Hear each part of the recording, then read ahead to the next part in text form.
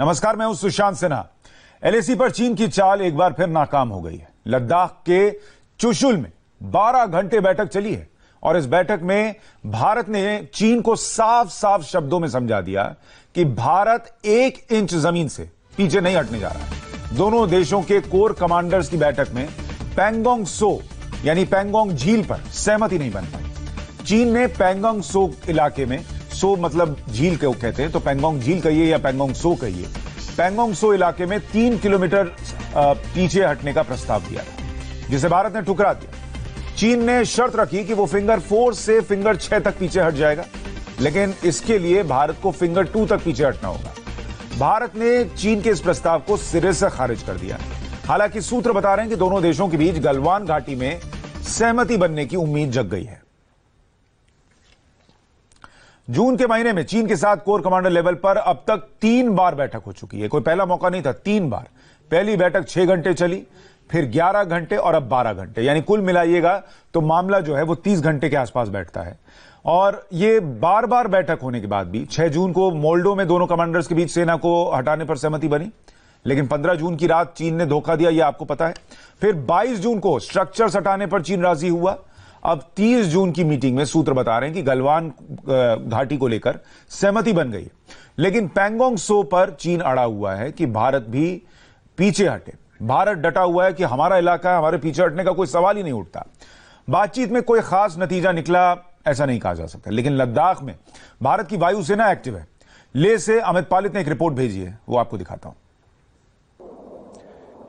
आज की सुबह आप लद्दाख में देख रहे हैं और आसमान में जो फाइटर्स इंडियन एयरफोर्स के वो हवा को चीरते हुए आसमान की ओर बढ़ते हुए जा रहे हैं। साफ सी बात है कि जिस तरह से यहाँ पर लगातार हम देख रहे हैं, पिछले 1 हफ्ते से ज्यादा का वक्त हो चुका है, करीब 10 दिन से हम बोल सकते हैं कि जो एयर फाइटर्स हैं एयर कॉम्बैट ड्रिल्स कर रहे हैं। हालांकि कल यानी 30 तारीख को थोड़ी अलग यहाँ पर स्थिति थी, क्योंकि कोर कमांडर्स की बातचीत हो रही थी। इस वजह से कल हमने यहाँ पर लेके आसमान में कोई भी जो कॉम्बैट ड्रिल्स है नहीं देखे थे, लेकिन आज हम फिर से देख रहे हैं कि पहले की ही तरह फिर से जो फाइटर्स हैं एयर कॉम्बैट ड्रिल्स कर रहे हैं।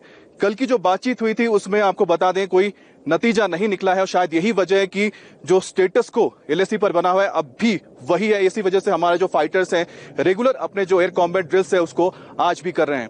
हालांकि कल बातचीत हो रही थी, इसी वजह से हमने कल किसी भी हमारे फाइटर्स को यहां पर एयर कॉम्बैट ड्रिल करते हुए नहीं देखा था। लेकिन जो कल इतनी लंबी बातचीत हुई उसमें कोई नतीजा नहीं निकला है। भारत अपने रुख पर कायम है कि मई से पहले का जो स्टेटस को है उसको कायम करना होगा, उसके बाद ही जमीन पर कोई बदलाव नजर आ सकता है। लेकिन एक बार देखिए फिर से Su-30 MKI जो लद्दाख के आसमान में रोजाना यहां पर एयर कॉम्बैट ड्रिल्स करते थे, कल को छोड़ दिया जाए तो आज एक बार फिर से वो अपने एयर कॉम्बैट ड्रिल्स को यहां पर अंजाम देते नजर आ रहे हैं। कल जो कोर कमांडर्स की बैठक हुई थी जिसमें हमारे 14 कोर के commander lieutenant general Harvinder Singh मौजूद थे और चीन के मेजर जनरल लियू लिन थे। बहुत लंबी बातचीत हुई, सुबह 11 बजे बातचीत शुरू हुई थी और देर रात तक ये बातचीत चलती रही। और इस बातचीत में कोशिश ये हुई थी कि जो आपके पेच फंसे हैं, चाहे वो पेंगोंग का इलाका हो, इसके अलावा गलवान का इलाका हो, हॉट स्प्रिंग का इलाका हो, इन सभी इलाकों से चीनी सेना को पीछे जाना पड़ेगा जो मई के पहले वहां पर मौजूद थे। लेकिन जो बातचीत हुई थी इसमें चीन भी अब पीछे हटने को तैयार शायद नहीं हो रहा है और यही वजह है कि भारत ने भी अपने रुख को कायम रखा हुआ है। एलएसी पर हमारे जो जवान हैं उसी जगह पर तैनात है जहां पर पहले से मौजूद थे और एयरफोर्स भी तैयार है। तो साफ सी बात है कि जब तक चीन डिसएंगेज नहीं होगा, जमीन पर पीछे नहीं जाएगा, भारत भी 1 इंच पीछे नहीं आने वाला है। यह संदेश साफ है चीन को। कैमरा पर्सन अनिल मिश्रा के साथ अमित पालित की रिपोर्ट आप देख रहे थे, जिसमें वो ये समझा रहे थे कि वहां पर अभी भी हालात वैसे ही बने हुए हैं। हमारे साथ कुछ खास मेहमान जुड़ रहे हैं इस पर चर्चा करने के लिए। Major general retired Ashwini Siwach हमारे साथ जुड़ रहे हैं। एलएसी पर 14वीं कोर के कमांडर रह चुके हैं। इन्होंने साल 2011-12 में स्पीड बोट से पैंगोंग सो की रेकी की थी। कर्नल DK सलवान हमारे साथ थोड़ी देर में जुड़ जाएंगे, जो कि एलएसी पर चुशुल एरिया के कमांडिंग ऑफिसर रह चुके हैं। इसके अलावा नॉर्दर्न ग्लेशियर के भी CO रह चुके हैं। इन्हें पैंगोंग सो इलाके की शानदार समझ है। Major general retired GD Bakshi हमारे साथ जुड़ रहे हैं। सेना के पूर्व director general of military operations रह चुके हैं। Major general GD Bakshi Kargil में भी पाकिस्तान को धूल चटा चुके हैं। आप सभी का बहुत स्वागत है। और हमारे साथ हमारे सहयोगी अमित पालित लद्दाख से जुड़ रहे हैं और सीनियर एडिटर मनीष प्रसाद हमारे साथ हैं। मनीष, पहले आप थोड़ा समझाइए कि कल की बातचीत जो पहले से थोड़ी ज्यादा लंबी चली, लेकिन पहले से कुछ अलग रिजल्ट लेकर आई है क्या? क्या क्या की पॉइंट्स थे इस बैठक के? सुशांत, चीन स्टेटस को बदलना चाहता है और यही वजह है कि कल की बातचीत बहुत ही इंपॉर्टेंट थी, क्योंकि 1-on-1 के बाद ये थर्ड राउंड टेबल टॉक था जिसमें भारत की तरफ से लेफ्टिनेंट जनरल हरिंदर सिंह और साउथ शिनजियांग मिलिट्री कमांड के मेजर जनरल लिu लिन थे। अब आप इसको इस तरीके से समझें कि पूरा मामला जो चाइनीज पीएलए के एग्रेशन का और साथ में जो उसकी विस्तारवादी नीति है उसको लेकर पेंगोंगसो से शुरू करेंगे। तो पेंगोंगसो के फिंगर 5, उसके बाद गलवान के patrolling point 14, patrolling point 15, patrolling point 17, डेप्संग, उसके साथ डेमचौक और दौलत बेग ओल्डी के ये वो एरियाज हैं जहां पर सहमति बिल्कुल भी नहीं बन पाई है। वजह यह है कि चाइनीज डिप्लॉयमेंट बहुत ही ह्यूज है, साथ में चाइना लगातार प्रेशर बिल्डअप कर रहा है, लाइन ऑफ एक्चुअल कंट्रोल के ठीक पॉइंट पर वो है। और अगर वो ऐसे में भारत को 3 किलोमीटर पीछे होने के लिए कहता है और पूरी स्ट्रेटेजी के साथ वो एग्रेसिव पेट्रोलिंग कर रहा है, तो इसका मतलब यह है कि वो भारत को पीछे कर इस पॉइंट को डोमिनेट करना चाहता है। और यही वजह है कि लेफ्टिनेंट जनरल हरिंदर सिंह ने बिल्कुल साफ कहा कि और अप्रैल 2020 के स्टेटस को मानना पड़ेगा। एक और अभी का अपडेट यह है कि जो सोर्सेज हैं वो हमें बता रहे हैं कि चाइना खासतौर पे पाकिस्तान ऑक्यूपाइड कश्मीर के गिलगिट एरियाज में और जो एयरबेस हैं स्कार्दू के, वहां पर अपने एसेट्स को डिप्लॉय कर सकता है। उसके साथ साथ पेंगोंगसो में चाइनीज पीएलए ने बड़े बड़े बैनर्स और पोस्टर्स लगा दिए हैं जिसमें उन्होंने लिखा है कि ये चीन का एरिया है, यानी पेट्रोलिंग पॉइंट 5 जहां पर इस समय चीन ने आके एनक्रोच किया है, अपने एरिया को डोमिनेट कर रहा है, उसके ठीक आगे के चांग चेनमो के स्पर पर जो कि 350 मीटर ऊंचाई पर है, वहां पर उसने 4 बंकर और 6 टेंट तो लगाए। लेकिन ये आप बड़ी बात बता रहे हैं कि वहां पर पेंगोंगसो के पास चीन ने अपने झंडे लगाए हैं, वहां पर आप कह रहे हैं कि चीन ने अपने बैनर पोस्टर लगाए कि ये चीन का इलाका है। जो बातचीत के बारे में आपने डिटेल दी है उस पर थोड़ा और हमारे जो एक्सपर्ट्स जुड़ रहे हैं उनसे समझते हैं। जनरल बख्शी, आपके हिसाब से ये जो तीसरे दौर की बातचीत हुई, कुछ निकलता आपको दिख रहा है? और जो चीन शर्तें रख रहा है कि भारत पेंगोंगसो में फिंगर पॉइंट 2 पर जाए तो हम थोड़ा पीछे फिंगर पॉइंट 6 तक चले जाएंगे, ये किसी भी तरीके से कबूल करने लायक है? देखिए, हमने एक बहुत प्रिंसिपल्ड पोजीशन ली थी कि सारा तमाशा किस लिए शुरू हुआ है। तमाशा इसलिए शुरू हुआ कि अप्रैल में जो चीन की 6th मैकेनाइज्ड डिवीजन वहां पे ट्रेनिंग कर रही थी, वो जो है उसकी एक ब्रिगेड आपकी पेंगोंगसो में आ गई, दूसरी ब्रिगेड गालवान में और कुछ एलिमेंट जो है हॉट स्प्रिंग्स के इलाके में आ गए। उसकी जो 4th मोटराइज्ड राइफल डिवीजन है वो आपके देप्सांग और दौलत बेग ओल्डी के बरखिलाफ सामने आ चुकी है। ये ऑफेंसिव फॉर्मेशन है, ये अपने शिनजियांग इलाके से छोड़कर 1000 मील आगे आकर हमारे बरखिलाफ एक ऑफेंसिव तरीके में डिप्लॉयड है और हमारे इलाके को डोमिनेट कर रही हैं, हमारे सेंसिटिव पेट्रोलिंग पॉइंट्स को डोमिनेट कर रही है, जो कि हम एक्सेप्ट नहीं कर सकते। क्योंकि हमें कहा जा रहा है कि साहब आप हट जाइए, हम नहीं हटेंगे जहां से जहां। ये तो हो ही नहीं सकता साहब, क्योंकि हमने जो करोड़ों रुपए खर्चा करके वो सड़क बनाई है, जो हमने इतनी लागत मेहनत के साथ एक एक्सेस बनाया है, दरबुक शौक डीबीओ, इसलिए नहीं बनाया कि जो चीन है वो उसके ऊपर आके बैठ जाए, उसको डोमिनेट करे और हमें गालवान घाटी में सड़क ना बनाने दे, जबकि उसने जहां तहां उसको सड़कें चाहिए वो बना चुका है और हमने कभी ऑब्जेक्ट नहीं किया। सो आई थिंक हमारी प्रिंसिपल स्टैंड है, हमको कोई उससे रिजाइन करने की पीछे है। और सर, जो जब मनीष बता रहे वो झंडे लगाए, वो बैनर लगा दिए कि ये चीन की जमीन है, ये चीन की मंसूबे दिखा रहा है कि वो पीछे नहीं हटने जा रहा है? एब्सोल्यूट नहीं। अब हमको शक क्या रह गया है, मुझे तो समझ नहीं आया कि हर बार बातचीत हो रही है, लंबी लंबी बातचीत हो रही है। चीन तो माहिर है इसके अंदर, किस तरह चीजों को ड्रैग आउट किया जा सकता है।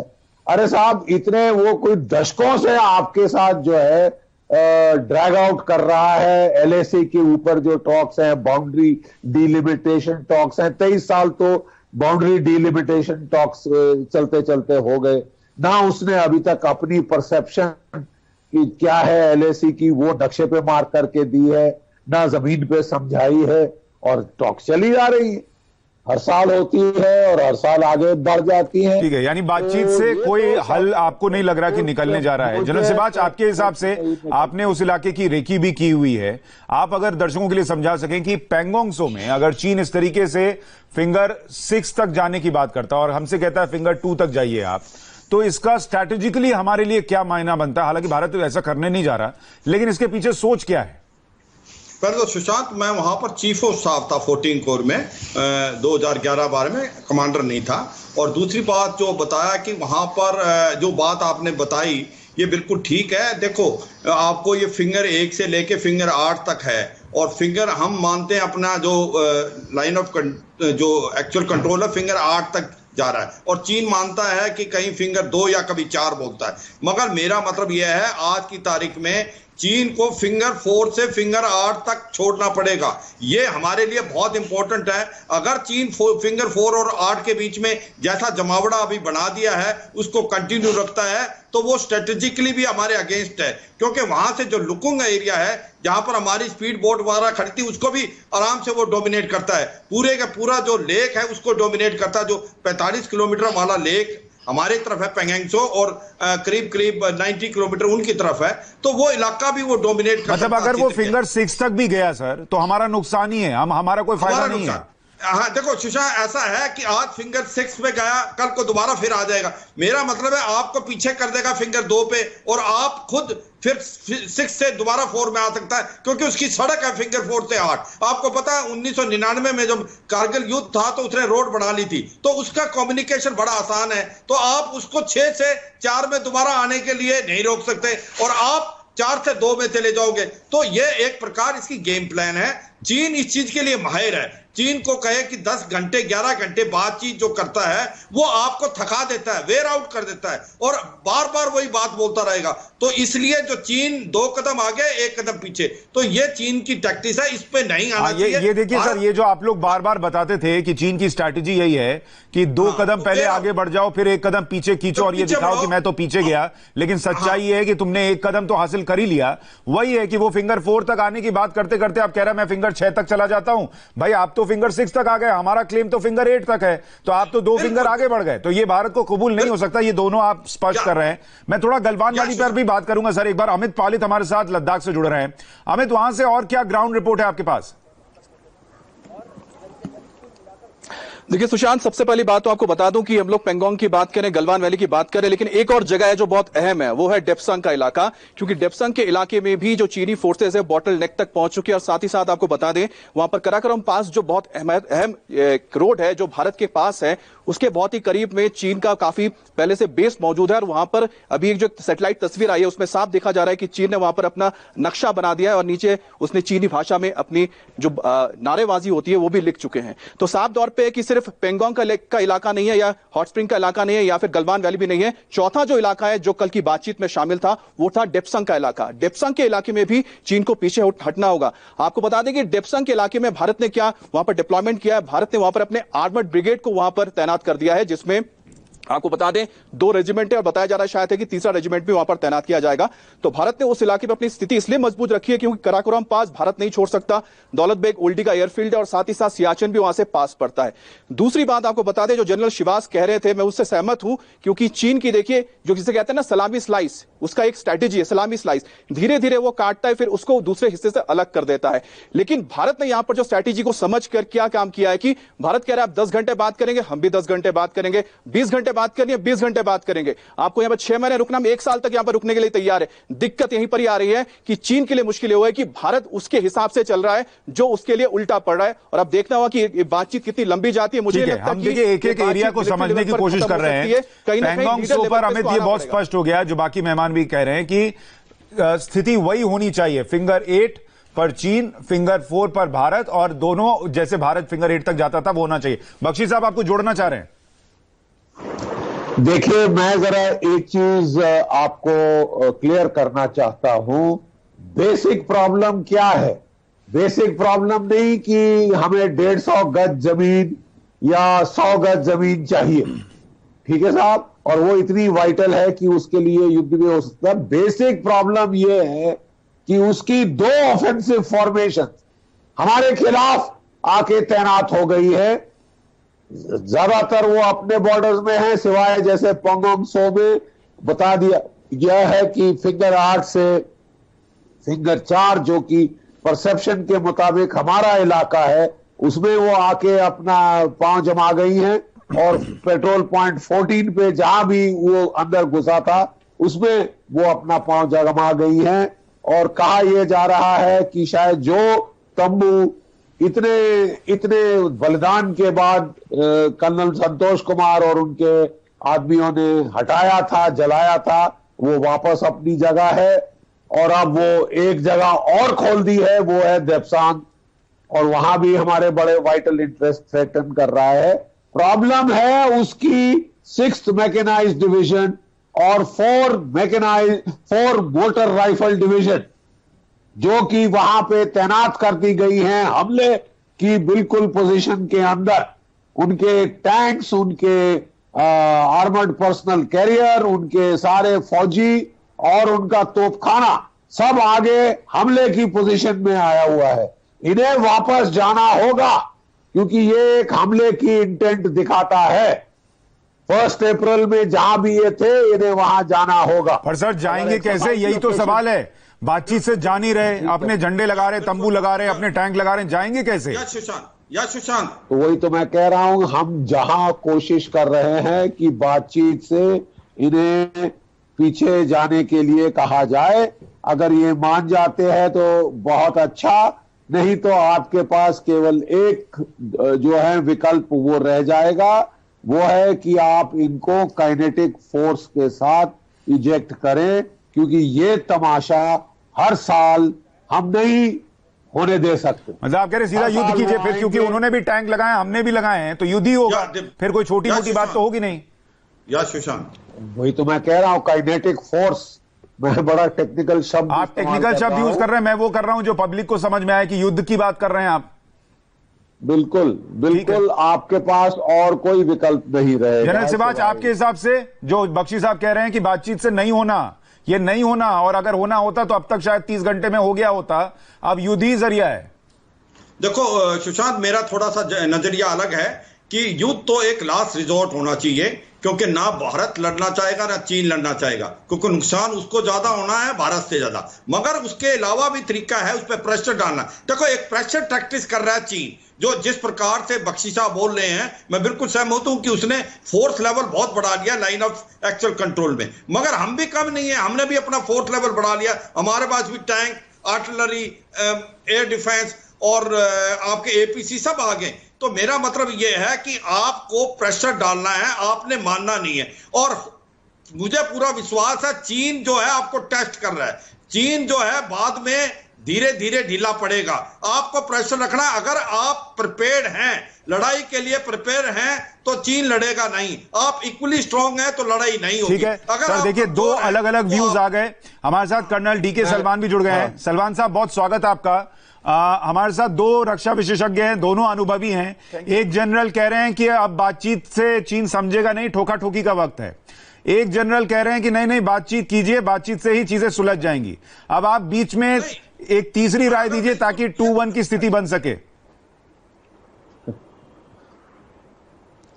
देखिए, ऐसा है, जो चाइना अभी कर रहा है, इसको एज ए नेशनल प्रॉब्लम लेके हम चल रहे हैं। इसमें military and diplomacy and political, economic, technology, ये सब चीजें इसके अंदर शामिल होंगी, तभी जाके चाइना का मुकाबला हम कर पा रहे हैं। और हम ये बताना चाहते हैं कि ये जो है लॉन्ग हॉल होगा, इसमें हमें भी अपनी मजबूती दिखानी है और इसको टॉक्स के थ्रू डिफ्यूज करने की भी प्रक्रिया जो है वो चलेगी। एक बात बड़ी क्लियर है, जिस तरह से अभी हालात हैं, चाइना जो है वो नहीं चाहेगा कि कोई ऐसी स्कर्मिश करे, लेकिन अगर वो करता है तो ये लोकलाइज्ड होगी।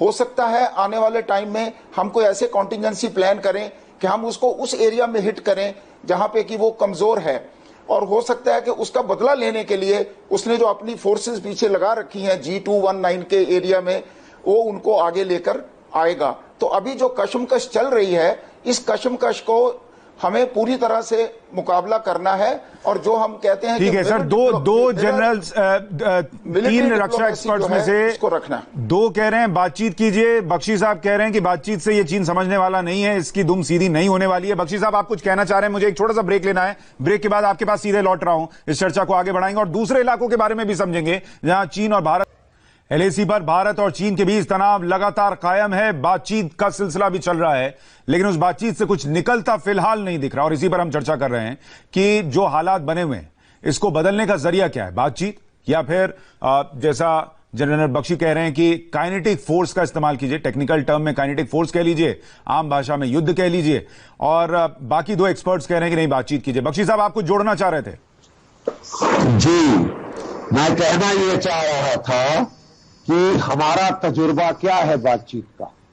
हमारा तजुर्बा यह है कि 23 साल से ये स्पेशल रिप्रेजेंटेटिव्स की मीटिंग हो रही है। क्या आपकी एलएसी अभी तक नक्शे पे भी डिफाइन हुई है? चीन ने करके दी है 23 साल। तो आप कह रहे हैं कि 23 साल हम नेगोशिएट करते रहे, नंबर एक। जबकि चीन ने फैक्ट्स ऑन द ग्राउंड जो उसको चेंज करने थे उसने चेंज कर दिए, उसने स्ट्रक्चर बना दिए हैं, वो कहीं जाने नहीं वाला और वो वहीं का वहीं जमा रहेगा।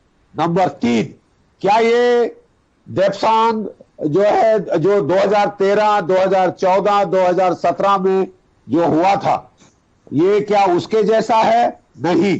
फर्क क्या है? इस साल आपके 1 कर्नल और 20 जवान शहीद हो चुके। ये दूसरी बात है कि आपने भी उसके शहीद किए हैं 35 से 46 तक, लेकिन शहादत हुई है, काइनेटिक एक्शन हो चुका है। फायर भले ही खुला हो या ना खुला हो, उसने जो है बेसबॉल बैट्स पे तार बांध के, उसने जो है अपने वहां पे आयरन रॉड्स, पत्थर इस्तेमाल करके आपके लोगों को शहीद किया है। अगर आप उसके बाद मुझे बता रहे हैं कि साहब बिजनेस एज यूजुअल है, क्या हो गया, तो ये गलत बात है। क्योंकि जो पीस एंड ट्रैंक्विलिटी अकॉर्ड है 93, 96 और खासकर 96 आर्टिकल 6 की फायर आर्म्स नहीं इस्तेमाल की जाएंगी, ये तो साहब गया क्योंकि उसने आपका जानी नुकसान कर दिया। ठीक है, सर आपका सीधा सीधा सवाल ये है कि लेट मी फिनिश। मैं कहना यह चाहता हूं, जब आप युद्ध बोलते हैं, युद्ध का मतलब टोटल वॉर, लैंड सी एयर में वॉर। देयर आर साहब बहुत सारे स्टेप्स हैं जो कि टोटल वॉर से कम हैं, लेकिन आपको यह दिखाना पड़ेगा कि मेरे पास वो विल पावर है कि मैं अपनी सरजमी बचाने के लिए जो है एक्शन ले। पर सर, जब दोनों तरफ तोप खड़े हों और दोनों तरफ फाइटर जेट्स उड़ रहे हों, तो वॉर से कम वाली सिचुएशन फिर कहां बची सर? फिर तो होगा तो वॉर ही होगा।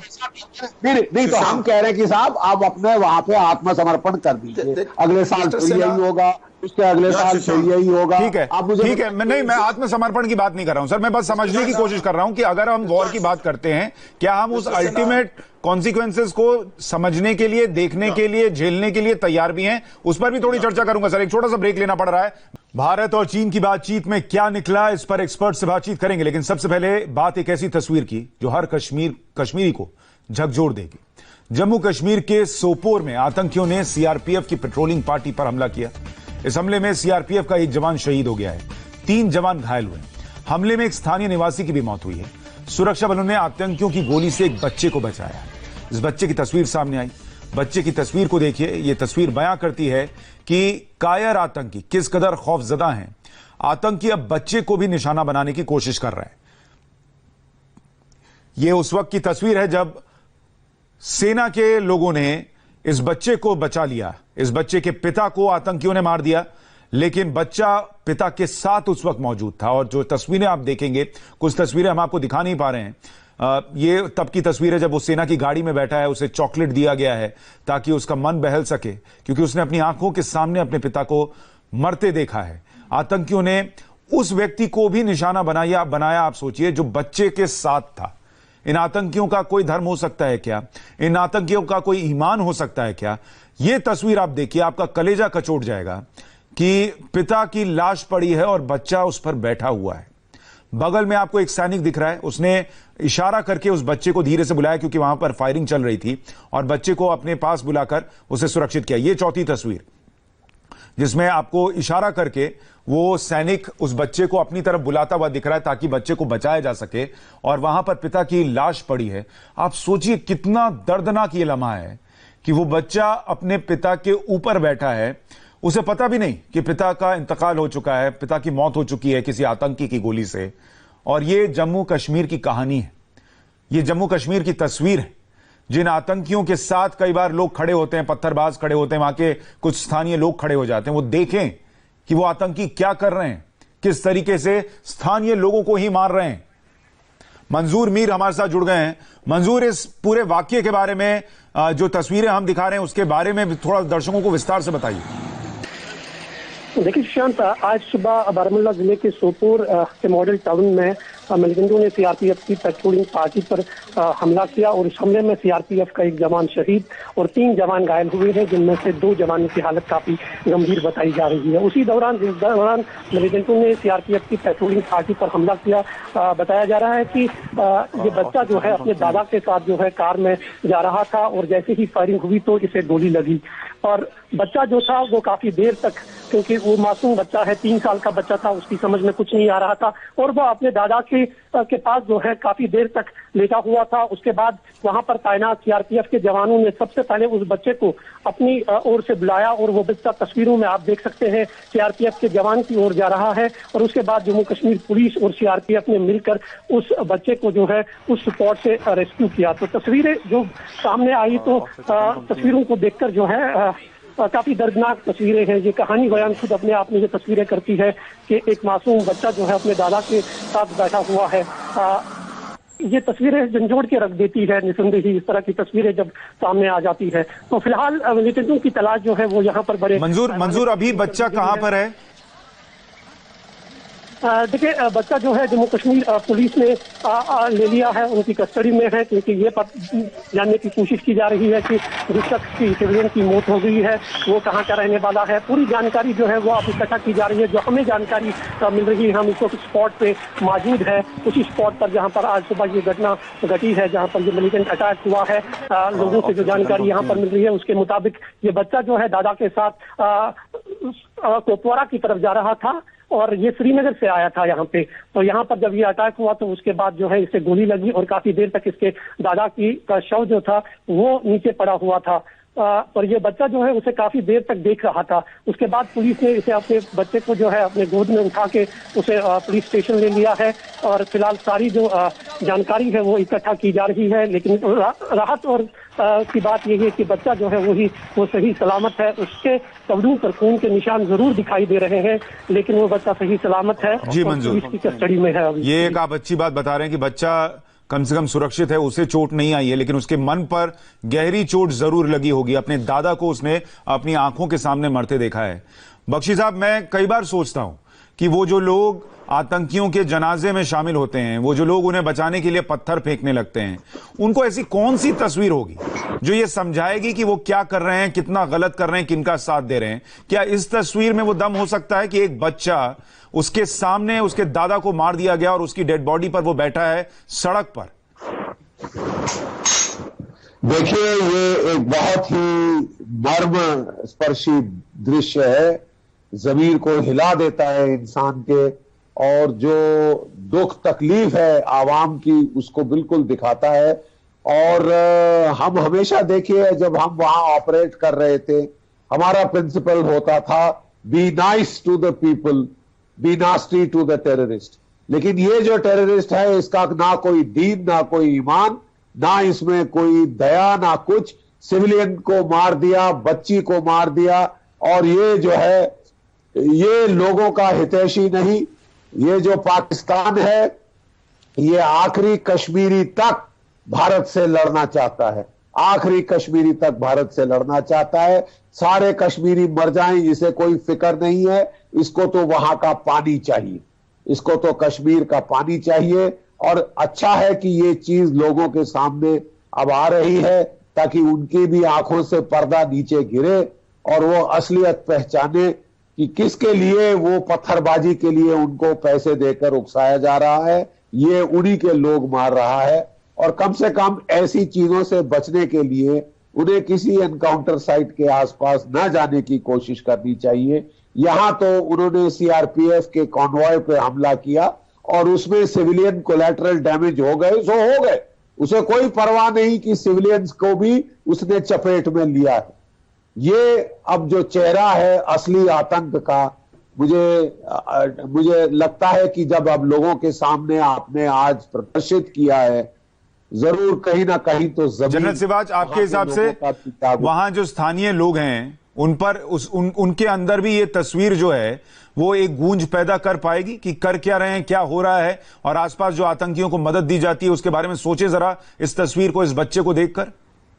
बिल्कुल ठीक बोला सुशांत, इसमें कोई दो राय नहीं। ये सोपोर जो है नॉर्थ कश्मीर में है और ये एक प्रकार से किसी टाइम में आतंकवाद का गढ़ माना जाता था और बिल्कुल इसमें आतंकवाद को साफ कर दिया गया था। और सिर्फ सबसे सिंपल बात है, आतंकवाद का साफ हो सकता है जब अवाम हमारे साथ है और अवाम जानता है कि ये जो आतंकवादी आते हैं ये किसी के सगे नहीं, इनका इस्तेमाल करके इनको ही गोली से उड़ा देते हैं। सिविलियंस को वो एक प्रकार से आगे ह्यूमन शील्ड बनाते हैं, सिविलियन जो है बच्चों को मार देते हैं। तो इनके पास ह्यूमन राइट जो है कुछ नहीं है, इनको तो एक मकसद है कि किसी तरीके से आजादी लेनी, और वो जो है एक इनको आईएसआई और पाकिस्तान की आर्मी पढ़ा रही है। और ये जो टेररिस्ट आते हैं पाकिस्तान से, इनको जो कश्मीरी हैं उनसे कोई मतलब नहीं, इनका इस्तेमाल करते हैं और इनको फोड़े की तरह मार देते हैं। ये कहां देखोगे आप कि एक बच्चे का जिसका दादा मार दिया गया है उसके ऊपर भी ये वार कर सकते हैं। तो जो आतंकवादी हैं ये इंसानियत को नहीं जानते, ये लोग तो बस एक प्रकार जानवर हैं और इसका काम करते हैं। और कश्मीरियों को ये बात समझ आनी चाहिए, अगर वो जल्दी समझेंगे तो उनको असली पता लगेगा कि इनका कोई मकसद नहीं है कश्मीर को कुछ दिलाना, इनका अपना मकसद है आईएसआई। कर्नल सलमान, आपके हिसाब से ये तस्वीर जो ये दिखा रही है कि जिस फौज को कहा जाता है कि कुछ लोग कहते हैं, सारे कश्मीरी तो नहीं कहते, लेकिन जो लोग ये कहते हैं कि ये इंडिया की फौज हम पर दबाव डालती है, वो फौज उस बच्चे को उठाकर ले जाती है, अपने गोद में वो सैनिक ले जा रहा है, उसको चॉकलेट देता है कि उसका मन बहल सके, वो उस दर्द से निकल सके। और उसके दादा को मारा किसने, जिसे वो लोग पूजते हैं, उन आतंकियों ने मारा जो कहते हैं कि हम तुमको आजादी दिलाएंगे। देखिए, एक चीज बड़ी क्लियर है कि जब तक अवाम इस बात को नहीं समझ लेता तब तक जो है ये दहशतगर्दी कश्मीर से नहीं जा सकती। क्योंकि अगर चंद एक दहशतगर्द आके इतनी बड़ी पॉपुलेशन में इस तरह की हरकत कर सकते हैं जबकि सिक्योरिटी फोर्सेस वहां डिप्लॉयड हैं, तो सबसे पहले जो जरूरी चीज है, जो आवाम है, जो आम इंसान है, वो ये बात समझता है, लेकिन साइकोलॉजिकली एक रिनासा लाने की जरूरत है जहां पे कि वो अंदर से इनके अगेंस्ट हो जाएं और तब जाकर ये मामला किसी न किसी नतीजे पे पहुंच सकता है। अगर इसी तरह से ही ये चलता रहा, हमारा ह्यूमन फेस है सामने, हम उनके साथ रहते हैं, वो हमारे साथ रहते हैं, लेकिन कहीं ना कहीं जो है कोई ऐसा इन्फ्लुएंस है जो चंद एक लोग आके उनके अंदर दहशत पैदा करके वो ये सारी हालात को खराब करते हैं। ये चीज देखिए, हमें लगा सर बहुत ही मार्मिक तस्वीर है और ये दर्शकों को देखनी चाहिए, ये कश्मीरियों को देखनी चाहिए, और इसीलिए हम इतनी एलएसी पर चर्चा कर रहे थे, उसको मैंने रोका और ये तस्वीरें दिखाई हैं ताकि लोगों को समझ में आए। अब तो समझिए कि आपके साथ कौन खड़ा है और आपके खिलाफ कौन खड़ा है, और इस तस्वीर से भी नहीं समझिएगा तो कब समझिएगा पता नहीं। लेकिन अब थोड़ी एलएसी पर चर्चा और करना चाहता हूं सर। लद्दाख में एलएसी पर एक तरफ चीन अपनी ढाई चाल चल रहा है, वो दूसरी तरफ पाकिस्तान ने भी नया फ्रंट खोलने की साजिश रची है।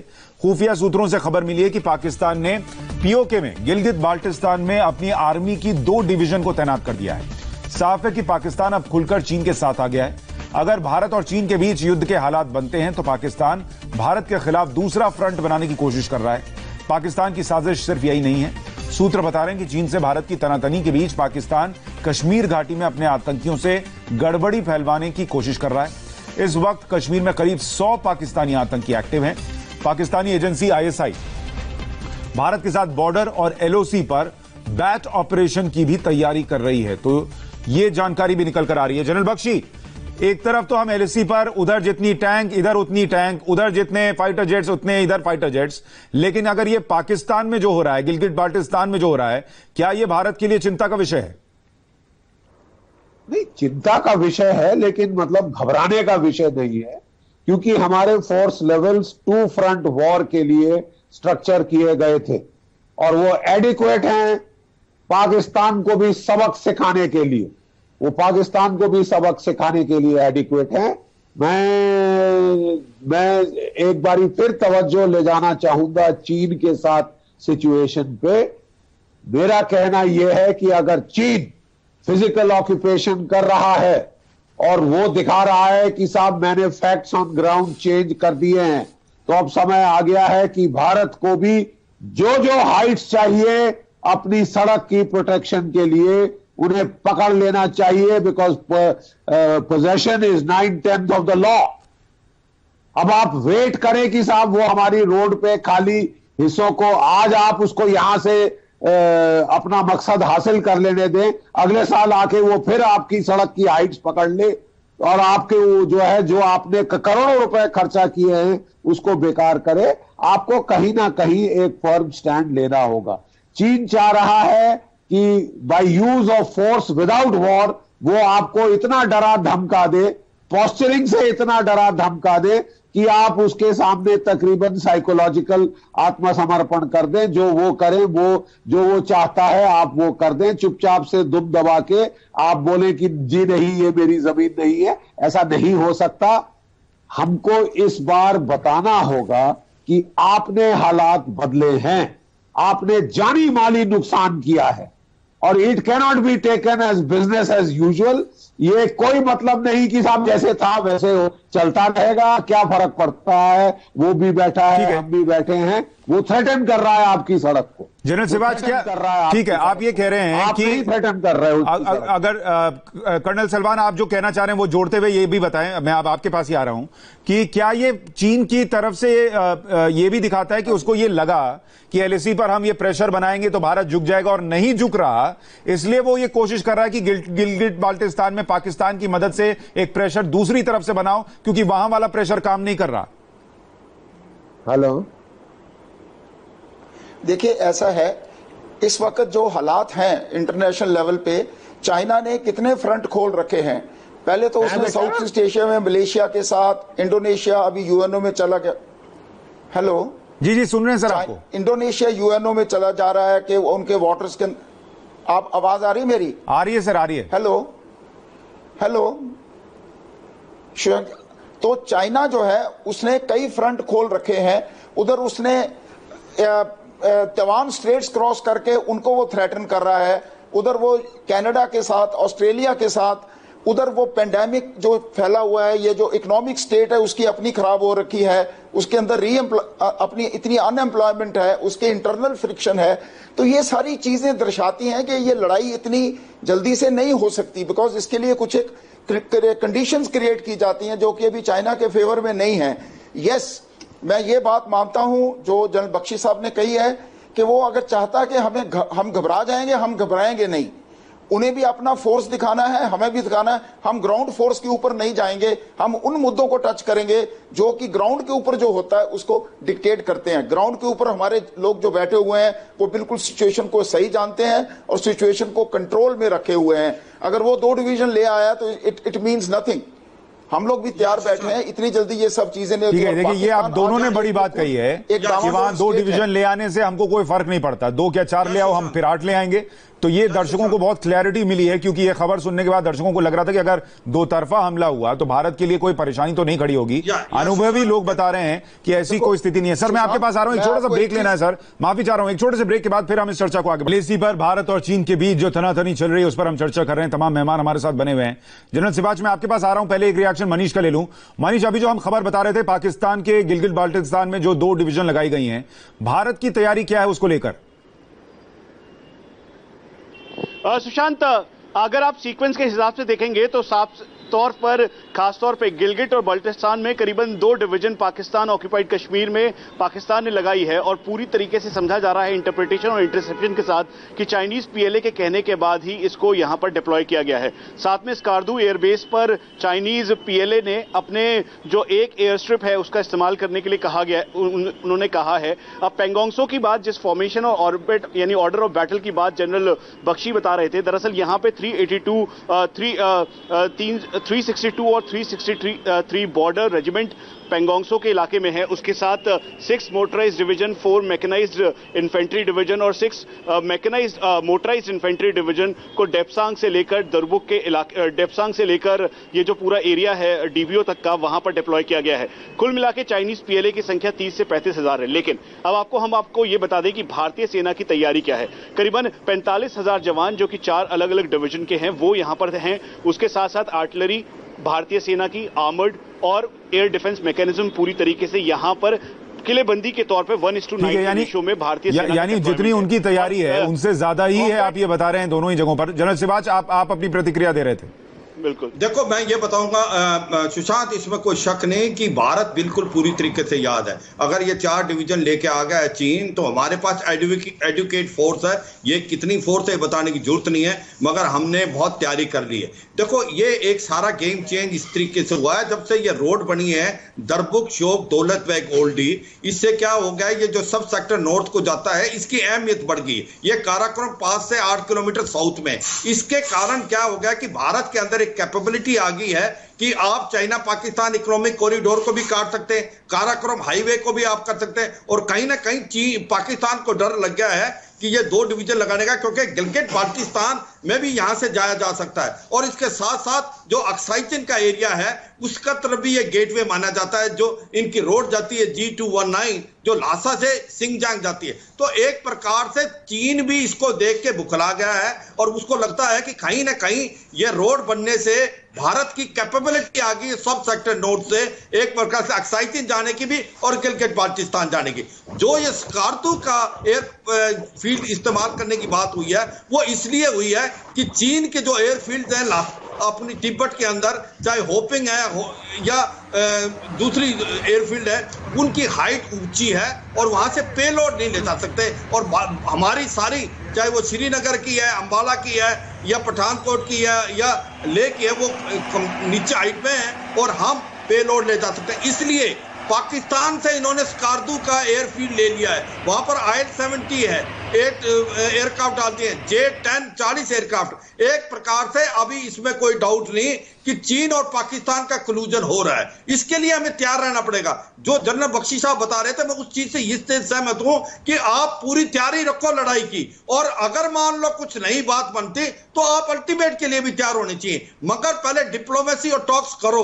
उसका मतलब यह नहीं कि आप तैयारी नहीं करो, तैयार रहो, तैयारी पूरी रखिए और जो जिस भाषा में समझे वैसे समझाइए। पहले बातचीत की भाषा में समझ रहे हैं समझाइए, नहीं समझ में आता है तो फिर जिस भाषा में समझ में आए उसके लिए भी समझाने के लिए पूरी तैयारी रखिए। एक छोटा सा ब्रेक और लेना पड़ रहा है, ब्रेक के बाद हम जल्द लौट रहे हैं।